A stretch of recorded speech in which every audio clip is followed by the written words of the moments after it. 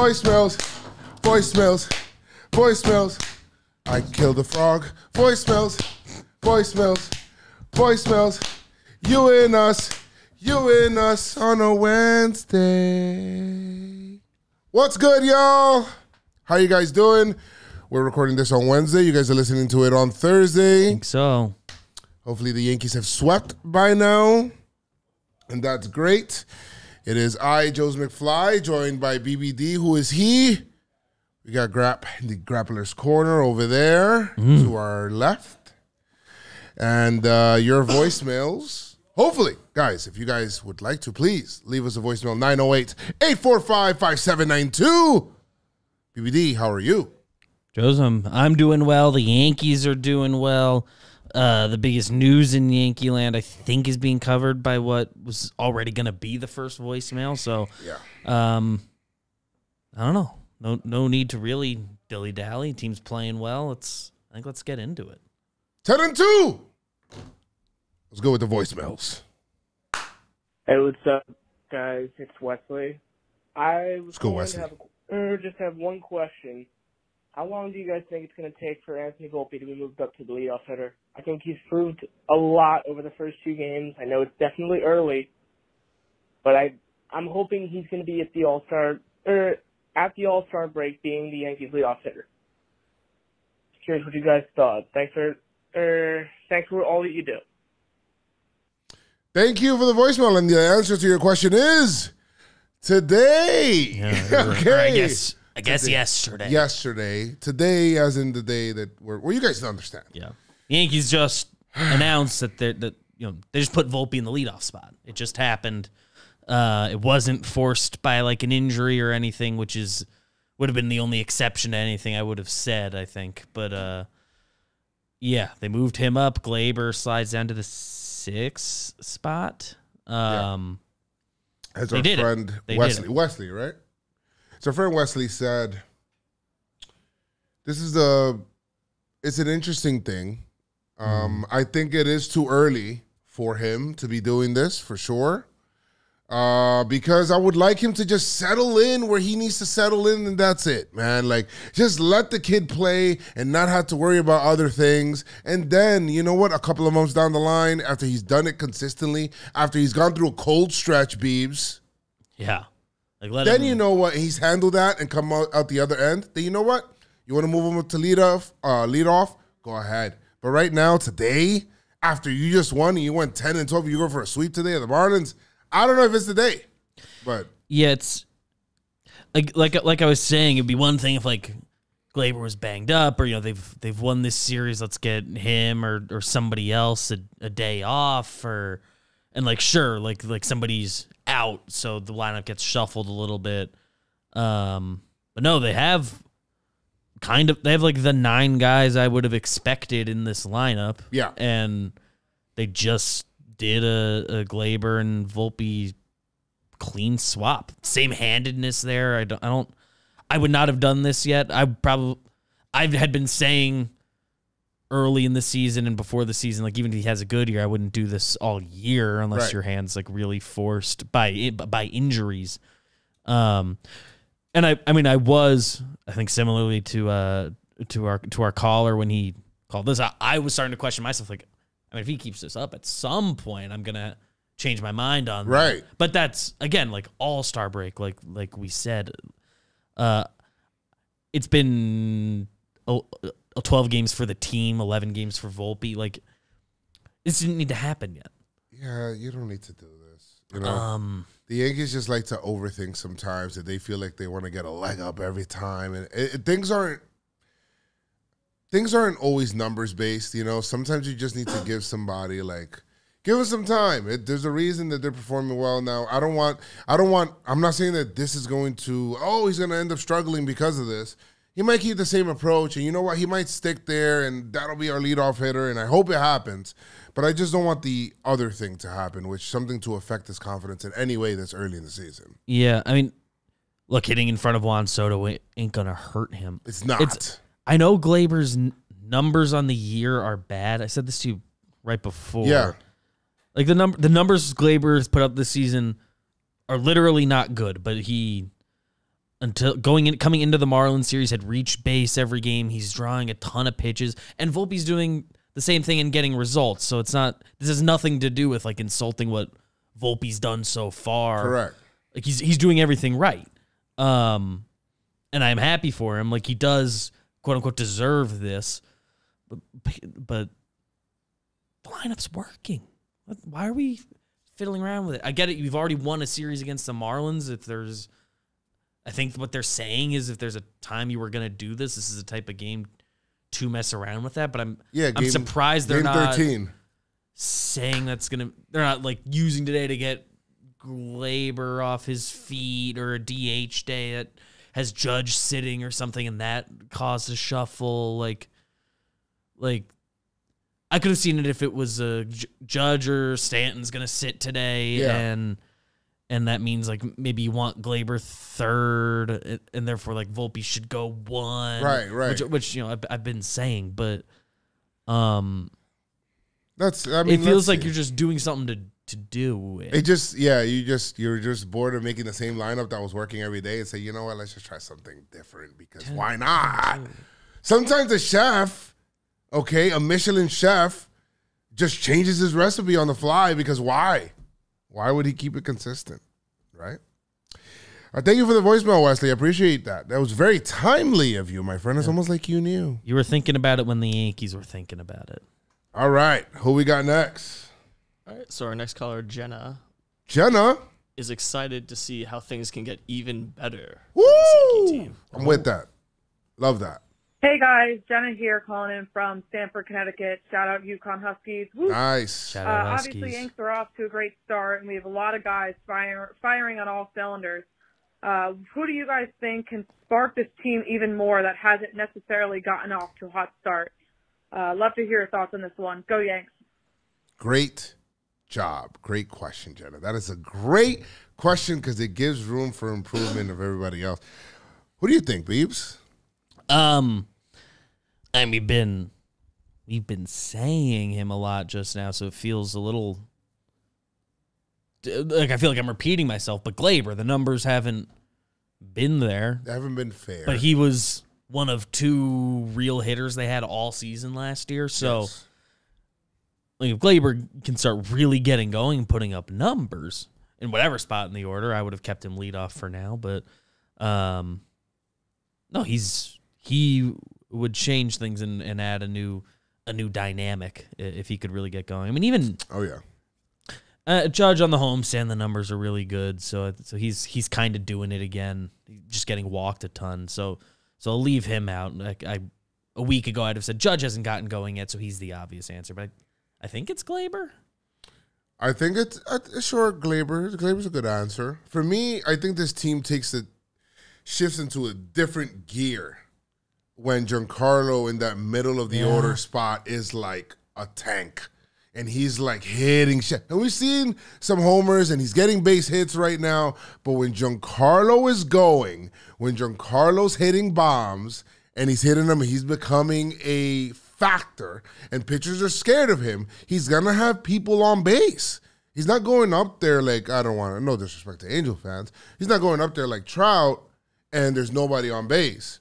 You're going to have Soto on probably. You're going to have Judge on most probably. And you're going to have, some of the other people, Rizzo could be able to get on. They could be second and third. Nobody out or one out or two. I don't know, whatever. However that works out.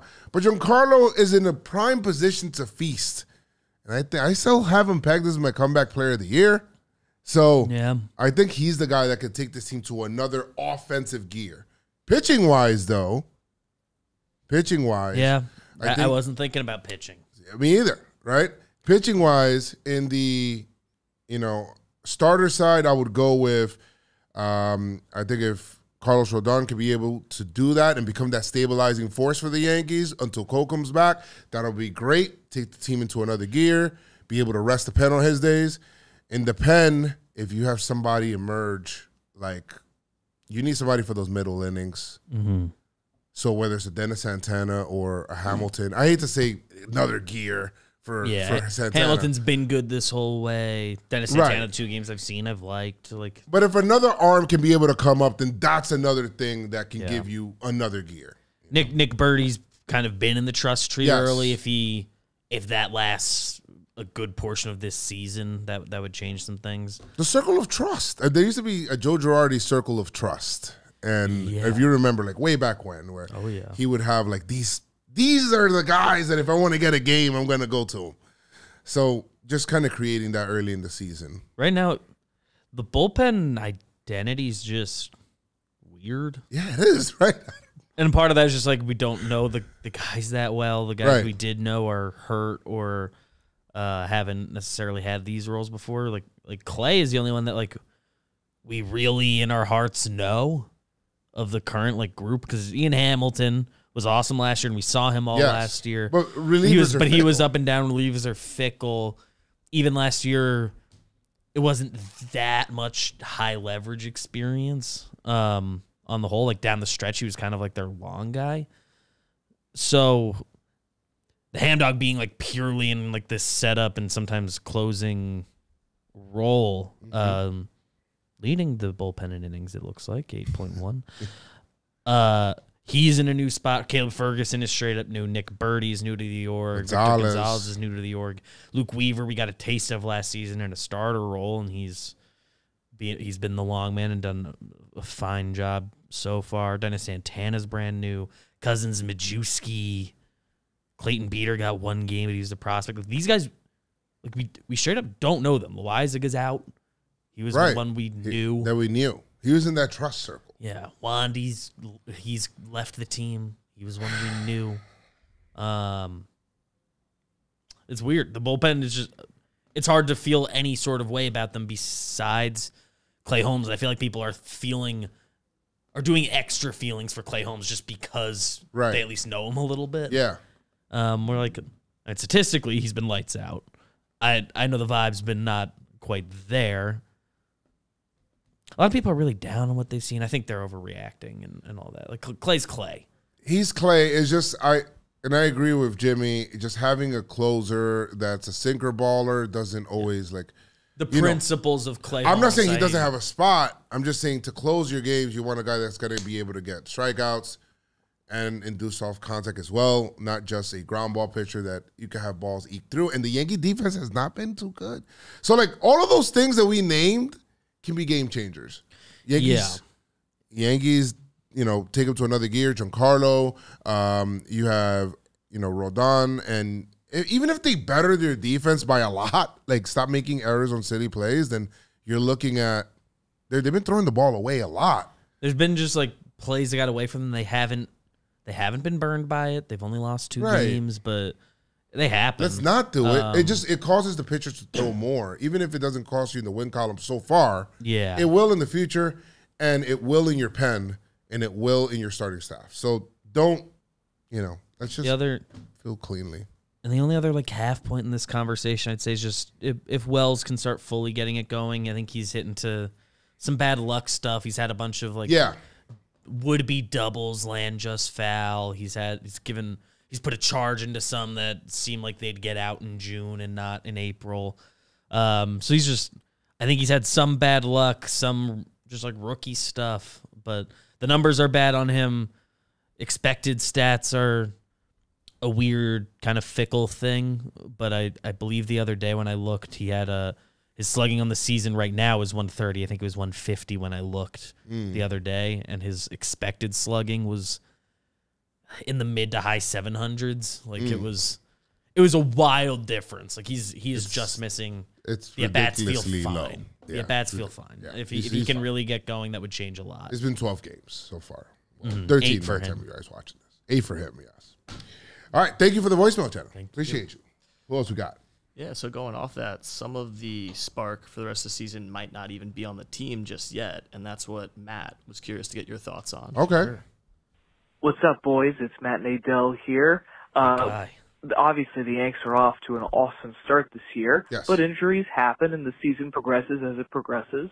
So I'm curious which minor leaguers you're excited about in terms of seeing them make their major league debuts or just come up and help out the Yanks a little bit. All right. Thanks, guys. All right. Well, that's good. I'm glad you went to minor leaguers and not, hey, who do you want to acquire via trade? Because it's way too early to talk about trades. Well, I mean, I think that for me, the biggest and the most obvious minor leaguer, if you want to still call him that, he's hurt right now, but I think Joez and Dominguez can be a big difference maker for the Yanks. Not that their offense needs help. It just brings a different dynamic to their offense that they currently don't really have. It's another switch hitter, a guy that has a lot of speed. He's very young, and that's another guy that can also learn from Soto. So I think I would be looking forward to seeing Joez and Dominguez. It feels like a cop-out answer. He feels too obvious. Like I'm trying to find a more fringy answer to be unique, but he is like still on the prospect list. I just got sucked in a little bit by his listed height being 5'9". That's awesome. I hope he's still growing. He might be. He might be 5'9". It's so awesome. Oof. Like the other one that I think will factor in, it's just like is worth shouting out. We saw a good amount of him in spring training. I think he was the runner-up for the 5th starter spot. Oh, yes. Eventually something will pop up. We will see Will Warren at some point this season. Will Warren, he is like a real prospect. Like people, the name value isn't, it's hard to remember him. People want him. He had a couple like weird days at the office in spring training, but Will Warren like is a real prospect. He's got some fascinating stuff. I liked what I saw from him in spring. Louis Seal deserved it, and he's been good so far. Yes, he has. I was surprised just based on like the roster game that it wasn't Will Warren instead, but that was neglecting that Garrett Cole can go 60-day, and that would open up the room to call Louis Seal up because you didn't place Cole in the IL. That negates the optioning of Heel they did earlier. Roster minutia, silly. So I was overthinking that rule because, which led me to believe Will Warren would get that 5th starter spot. He didn't, but we'll see him at some point. I think he is next on the depth chart, assuming he's lined up whenever they do need that. What about a Chase Hampton? Well, I'm pretty sure he's hurt right now. But he's just a little further away. I mean, he said this year, right? There's at this point this year. If assuming the injury, which I think I saw might have been a UCL. I should double check that before UCL injuries, bro. I should double check that before speaking out of turn.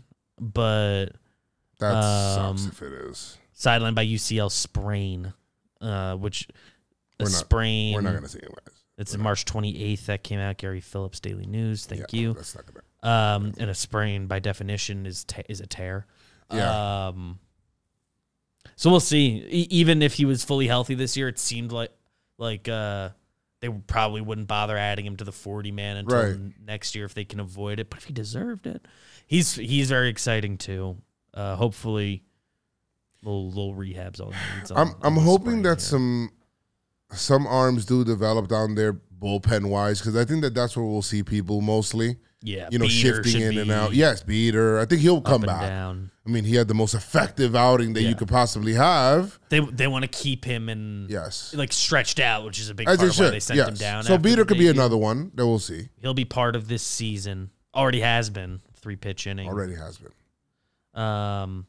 So I like Beater, like him. Yogo, we got a taste of last year. He might be fun out of a bullpen, but outside of Dominguez, it's kind of a you're digging as far as which rookies you can be like excited about their contribution for this. Position player wise, I think it's him. I mean, I don't know if we'll see Pereira again this year, but you could but you're an injury away if it's before Dominguez comes back from. All right, he'll be up, but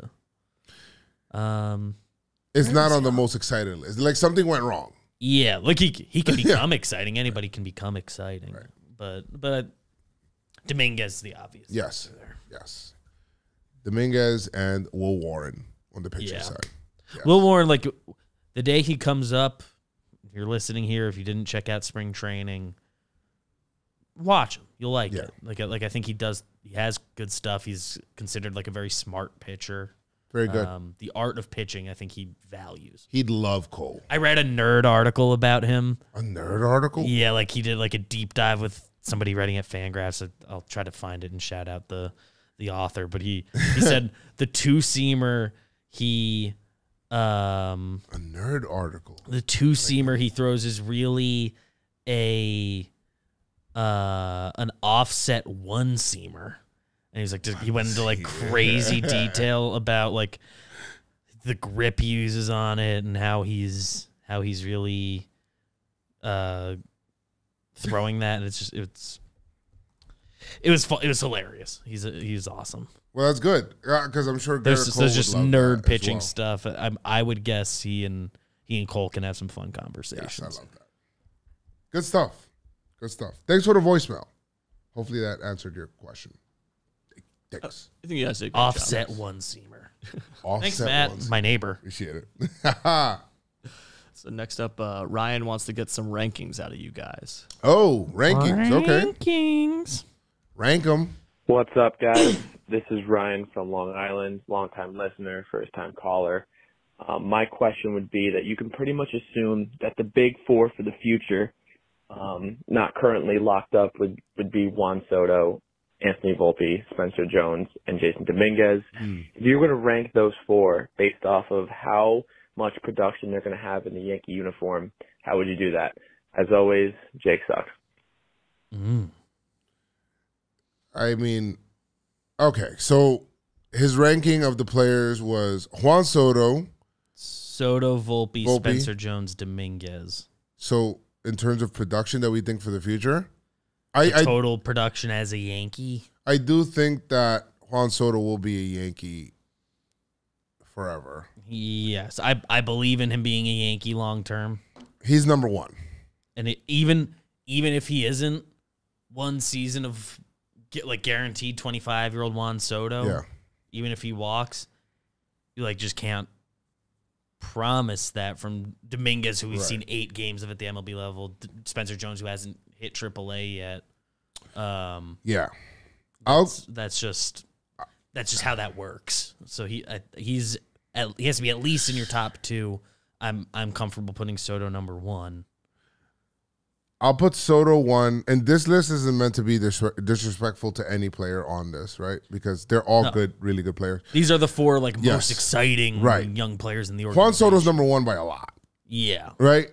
Number 2, I honestly think Jason Dominguez will be number 2 for the Yanks. Number 3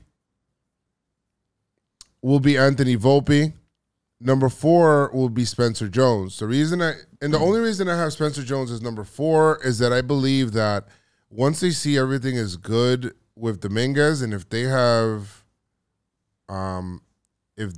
Soto locked up, Judge is already locked up. I think they might use that as a piece, which is smart, right? It has to be on the table, right? Unless you're going to convert him into a first baseman, which is big brain smart. If you want to do that, but then I feel like you're losing athleticism with that kid who's apparently the fastest prospect in the entire system in Spencer Jones.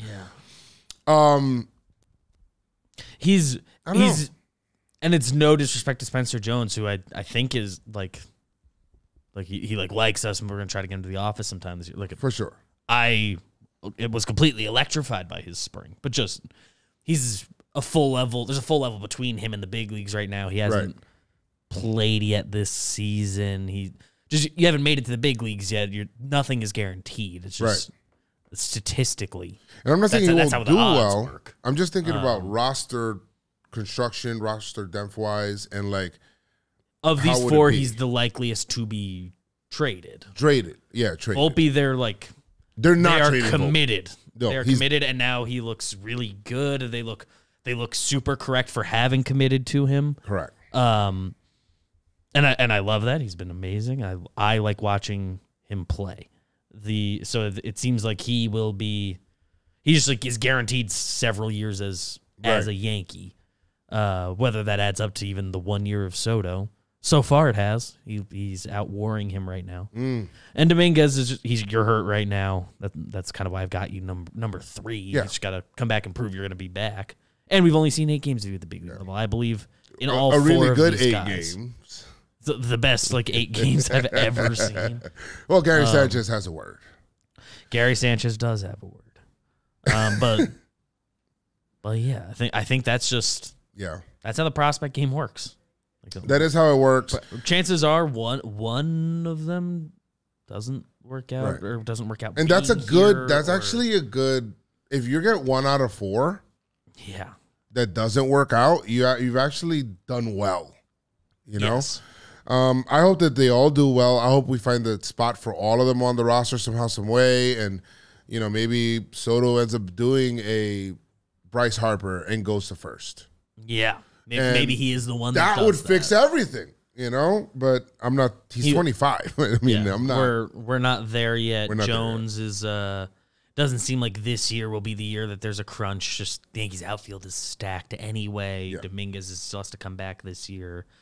So let's see how Soto, how his free agency goes and get to next year. And we'll figure out what Spencer Jones' deal is. You know what? I'm very curious to see your rankings in the comments. If you guys could put your top 4, what you guys think. How would you rank how would you rank it? Answer the question in the comments so you guys in a way, Volpe maybe should be number 1 just because he's he's the most secure and he's shown the most growth from when so I'd see that. I'd be open to anyone. Well, let's see some of your answers. All right, who we got? Next caller offers a very strong opinion. Curious to get your guys' thoughts. Why not? Let's do it. What up, Pop? What's good? Up, Beebs? It's Big T from St. Catharines, Ontario, Canada, coming at you. Woo! I just want to say that Stroman is my number 1 guy right now. That guy can hurl a ball. I know Rodon, Cortez, they look good, but Stroman's the truth.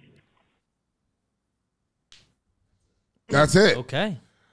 I think he just got cut off. Did his battery die at the end? I think, but you know what? To what he said, I understand so far. The thing with Stroman has been his durability in the middle parts of the season and toward the end. If he can go wire to wire, I trust him. I do.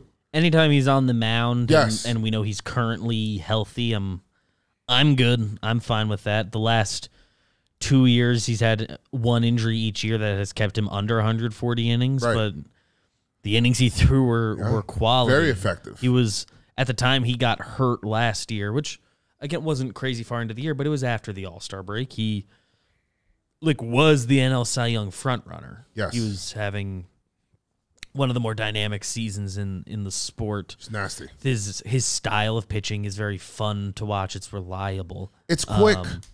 As well. He keeps it moving. He's very quick. I think he's the type of guy that can also pitch in pinstripes, that he thrives off of that energy.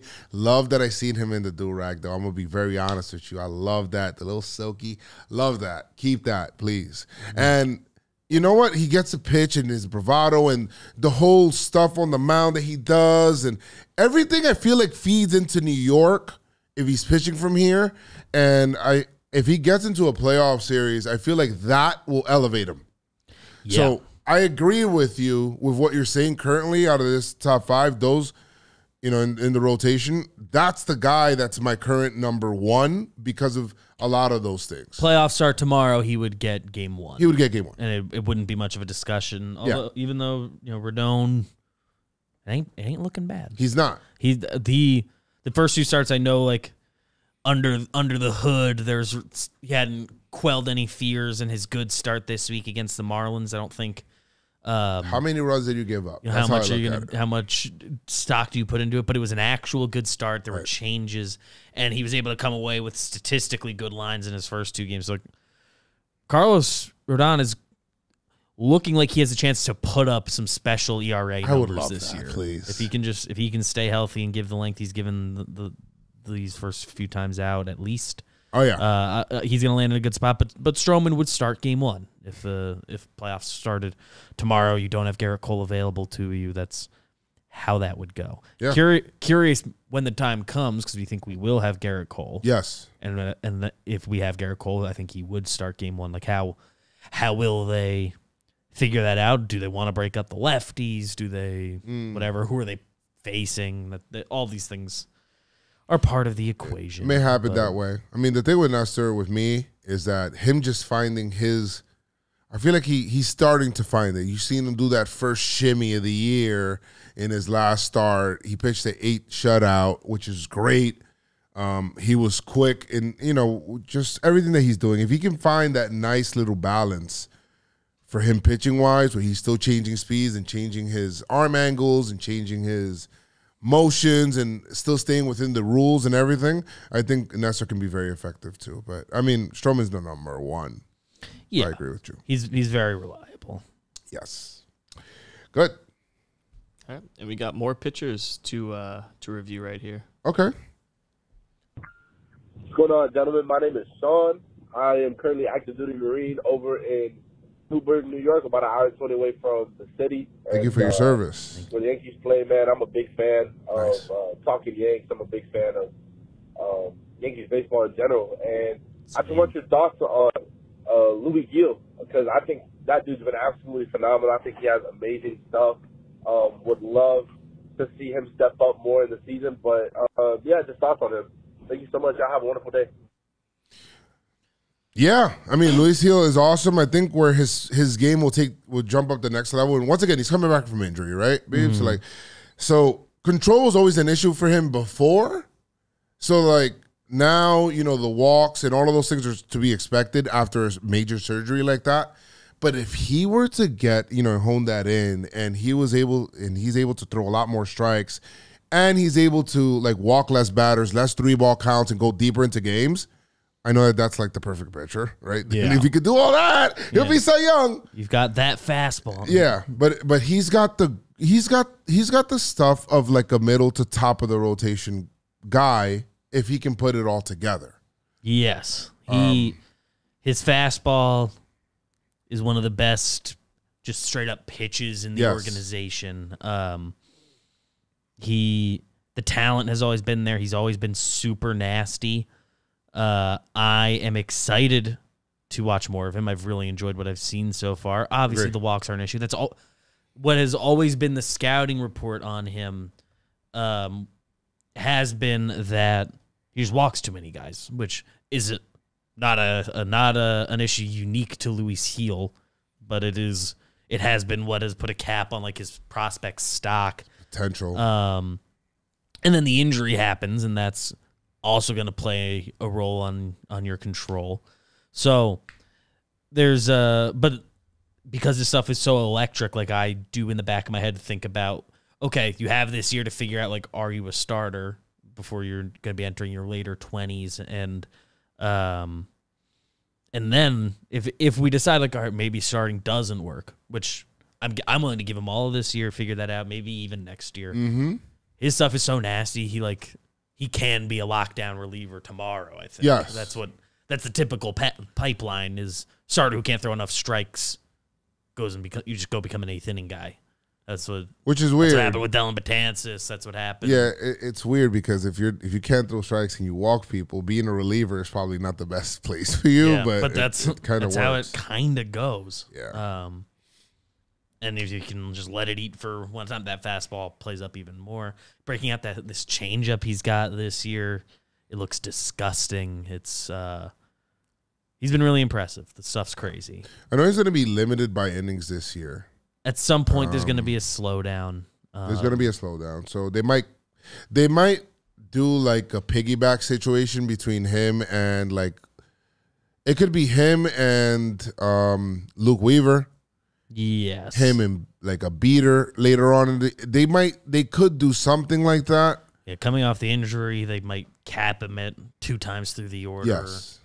Besides like a few times, they'll be like, all right, go let it eat. Which could work if you have the right guy following him, and then that's the bullpen's in a good spot on the other days. If both guys are effective. A little bit of a tough draw that he doesn't get to be like between the most trusted guys. Like if he could be trailing a Stroman day. Yes. And then whatever, but that's just It's just how the rotation shook out. And they might do it. They might end up doing something like that for after an All-Star break when you could reshuffle your rotation. We'll get some rain out that can get somebody an extra rest or a skip or off days are coming the next couple Thursdays. I think they're off. So there could be some sort of shuffle. I don't know if it would be for that, for getting the lefties to be not back-to-back, all of the above. I don't know. Yankees got it planned out, I hope. They'll figure it out. Hopefully. I like Louis Seal a lot. Yeah, me too. All right. I think this might be our finale here. Okay. We're going to ask you to step into the shoes of Brian Cashman. And and once again, guys, thank you guys so much for leaving us these voicemails before we listen to this last one. If you guys do want to join us on the app, this app is about you guys. This is about you guys joining us to talk Yankees with us. 908-845-5792. 908-845-5792. I was about to give you the wrong number. Oh, shit. My bad. Cut it out. 908-845-5792. Thank you. Like, subscribe, all that. Who we got? Hey guys, was just love the show, by the way. Was just wondering, with Volpe having an absolute breakout start to the year, obviously the match made in heaven, right? At one point do we maybe start to consider extending this guy long term, like Atlanta does with their young talent? Again, I could also see the other side of the coin though, where it's still very early. He did have his struggles last year, although he also showed a lot of good last year.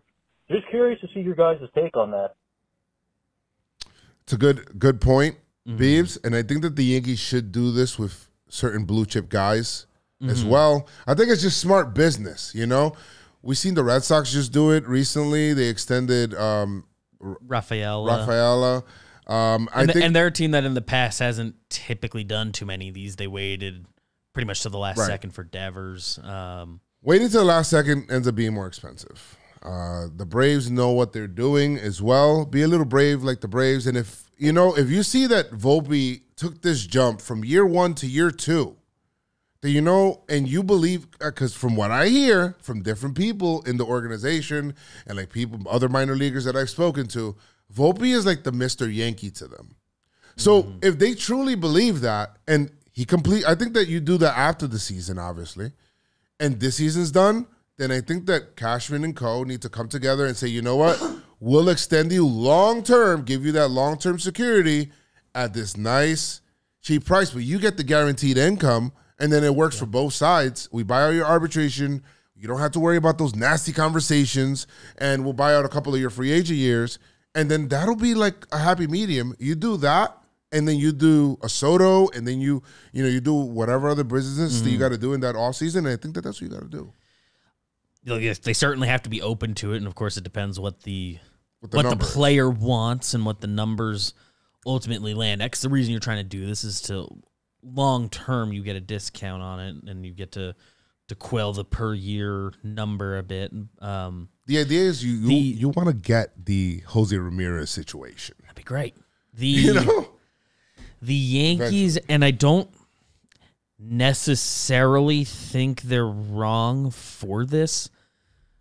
What it seems like they think about with these things is they will go get a big star at this price or that price and make that happen. They can spend bigger in other areas because when they have guys like Volpe or Judge for several years there and Glaber early in his career, like they have those guys on the cheapest number possible. And I think the way that Brian Cashman and whoever else is responsible for these types of discussions with the Yankees, the way they think about it is that these years where you have them for literally as cheap as possible, they value that so much. And I get it. I don't think it's inherently wrong.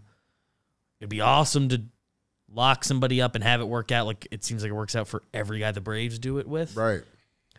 I understand why they view it that way, and they do go out and get guys for the most part. Few exceptions, like you wish they would have gone after this guy, that guy, but that can be just problems in evaluating talent or whatever. Because if they did one of these and then all of a sudden they don't have him on the cheapest value possible for the 3 years he's making as little as he can, right?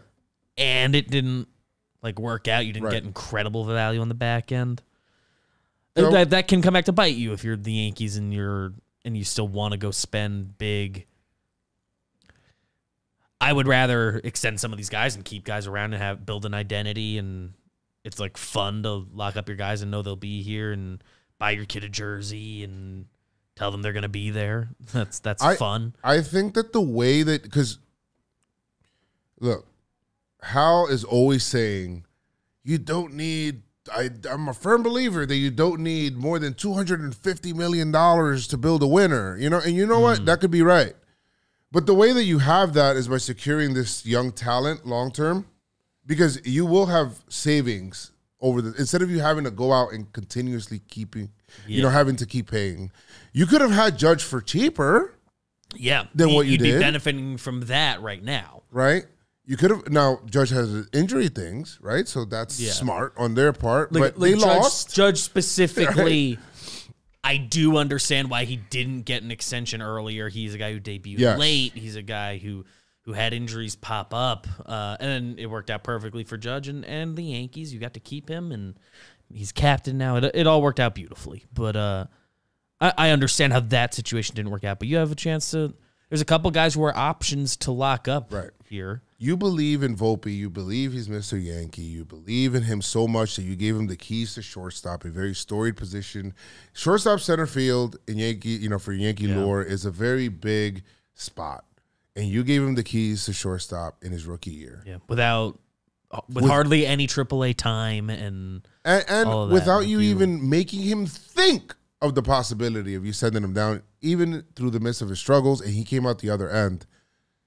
Looks good so far. I think it has to at least be talked about by the Yankees front office after this season, assuming this keeps. Obviously, these numbers won't keep up, but yeah, if you do it, Beebs, not only money wise, long term you save, but it sends a great message throughout the organizational minor leagues that, hey, you know what? If you come up, you perform, you make the right changes, you follow what we consider our Volpe model or our Yankee model, you will get rewarded, and we'll give you that extension. For a long time, it was like Yankees prospects they're playing for every other team because the Yankees will trade you. Very rare you get like real chances as a top Yankee prospect. That's changed a little bit. I know. Just the Yankees haven't done a lot of these extensions, and it sucks for the guys that the two they did didn't really work out. Yeah. The Hicks and Severino. They did Cano, extensions. They did Cano's extension. They extended Cano. That's true. And that one mostly did work out. Obviously, at the end, Cano eventually left. But since him, the only ones they had done were Hicks and Sevy, and those fell apart more or less immediately within weeks. It's unfortunate that team that was averse to it before you broke their mold, did two of them, and they kind of instantly regret it. So I think organizationally they're a little gun shy on it, and I think they would say they value. I just still don't understand why did you do it with Hicks? He had like an injury history still, and it was nobody was like. And I'm happy he got his money. I wasn't even mad at it at the time, but it was like, it was a common thought. Like, you didn't like have to do this. I'm glad you did. That's fine. But the Sevy one wasn't bad. I don't think that's a bad. No, and his contract did not hurt you at all. It didn't hurt me. He got hurt. That happens. It's pitching. I think it's unfortunate that a team that doesn't typically do a ton of extensions did those two, and they immediately fell apart. What are the chances? And now it feels like Volpe's a different case. It feels like until they actually do another one with Volpe or with if they believe in Clark after he's put together 2 real years, you can get him locked in for cheap. I don't think he's on the list. Austin Wells, if he finishes this year strong and you feel good about that, whoever it is, right. It sucks for them that might get held against them. The last 2 guys they did it to, it just didn't work, but.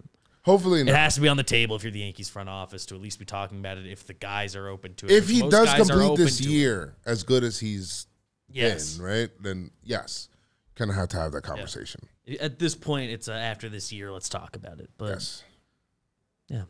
I'd love to have the conversation even more in depth about these extensions. That'll be an off-season thing. But yeah, I think until the off-season, this is just where we're at. Yes. Well, guys, thank you guys so much for joining us yet again this week. If you love this voicemail app, we're doing this on a weekly basis. I did see a comment last week and last week's, like, I love these, but only if they're consistent. I read your comment. I liked your comment, and I said they will be. Yeah. So they easier will to be consistent on this than the pregame show. Yes. It's like, well, sometimes they just like waited too long, or like this series, that series just doesn't work. Pan out. Nights, it's a later series. The teams screwed us not putting out the lineup. Much better. So this is much easier to stay organized. Thank you for joining us for week 2 of voicemails from me, Beebs, and the Grappler's Corner. Shout out to you. Yep. Listen to all of your voicemails before we do. Leave us a voicemail, 908-845-5792. Thank you guys so much for joining us. See ya. Love ya.